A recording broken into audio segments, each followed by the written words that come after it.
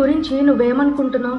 నేనేమి సాధించలేనే, నేనేం చేయాలనుకో భయమే, నా వల్ల ఏమి చేత కాదే, నేను ఎందులో వేలు పెట్టినా అది సక్సెస్ అవ్వదే అని అనుకుంటున్నావా? ఐ కాంట్ డూ ఎనీథింగ్ అని అనుకుంటున్నావా?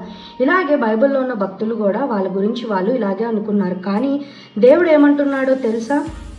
మోషే నత్తివాడను అని అనుకున్నాడు, కానీ దేవుడు మిక్కిలి సాత్వికుడు, నా ఇల్లు అంతటిలో నమ్మకమైన వాడు అని అన్నారు. దావీదు చచ్చిన కుక్క వంటి వాడను అని అనుకున్నాడు, కానీ దేవుడు నా చిత్తానుసారుడు అని అన్నాడు. సలోమోను బుద్ధి చాలదు అనుకున్నాడు, కానీ దేవుడు నీ వంటి వాడు నీకు ముందు లేడు, నీ తరువాత ఉండడు అని అన్నారు.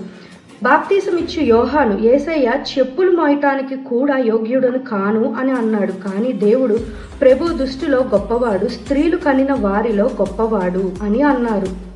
పౌలు ప్రధాన పాపిని అని అనుకున్నాడు, దేవుడు నేను ఏర్పరచుకొనిన సాధనము అని అన్నాడు.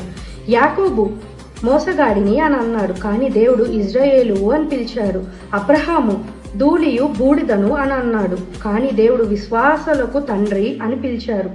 యోబు నేను నీచుడిని అని అన్నాడు, కానీ దేవుడు యథార్థవంతుడు, న్యాయవంతుడు, భూమి మీద అతని వంటి వాడు ఎవ్వడూ లేడు అని అన్నాడు. ఈరోజు నువ్వు కూడా నీ గురించి నువ్వు ఏమనుకుంటున్నావు? ఇలాగే ఐ కాంట్ డూ ఎనీథింగ్ అని అనుకుంటున్నావా? నీ మీద నీకు నమ్మకం లేదేమో, కానీ దేవుడికి నీ మీద నమ్మకం ఉంది. So don't quit your journey.